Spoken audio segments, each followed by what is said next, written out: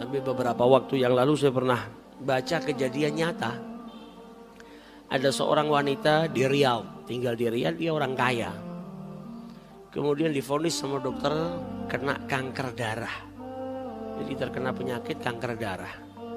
Maka butuh perawatan yang luar biasa. Maka wanita tadi karena sudah tua, penyakitnya juga penyakit serius, dia pakai pembantu di rumahnya.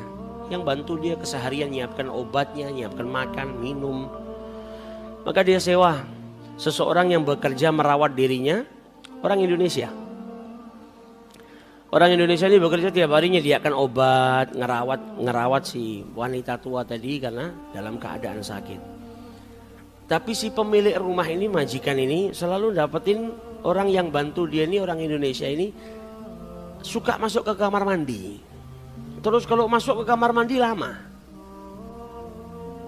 Jadi normalnya orang biasanya ada ke belakang buang air kecil, buang air besar. Biasanya kalau sehari mungkin 4-5 kali. Ini wanita lebih sering daripada itu, beberapa jam sekali masuk kamar mandi.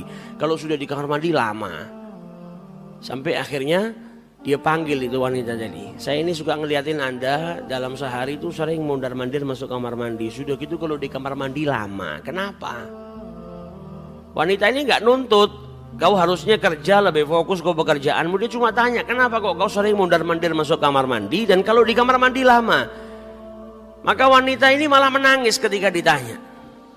Kemudian dia cerita, sebetulnya 2 bulan yang lalu saya baru melahirkan seorang anak. Saya ini pengantin baru, kemudian saya baru punya anak. Tapi karena keadaan ekonomi kami yang buruk, ketika ada panggilan pekerjaan di sini, maka saya langsung daftar dan saya berangkat.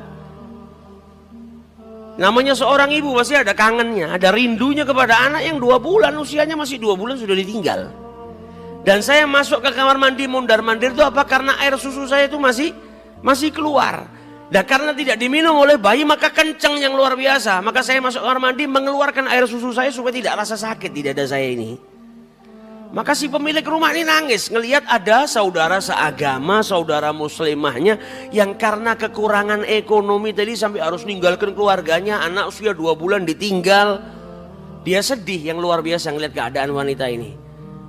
Maka wanita tadi suruh kerja, sudah lanjutkan pekerjaanmu. Ini wanita tua kemudian telepon ke salah satu travel, kemudian membelikan tiket pulang buat yang bantu-bantu dia di rumah tadi, disiapkan tiket pulangnya di hari itu juga.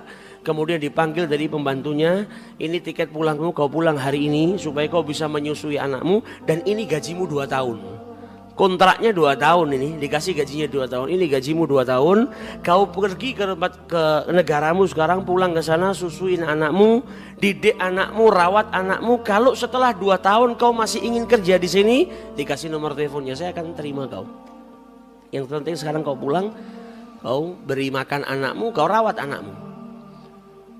Maka wanita tadi pulang akhirnya. Pulang sampai negaranya, sampai Indonesia. Kemudian bisa merawat anaknya karena punya cukup uang untuk 2 tahun. Gajinya 2 tahun diberikan secara cuma-cuma.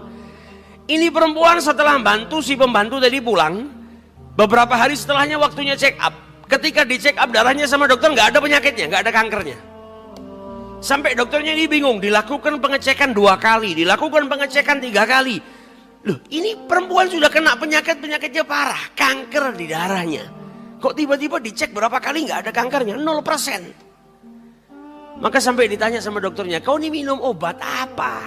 Apa yang kau minum ini? Obat apa yang kau konsumsi sampai penyakitmu ini bisa hilang? Belum pernah ada obat yang bisa menghilangkan kanker darah secara 100% seperti ini.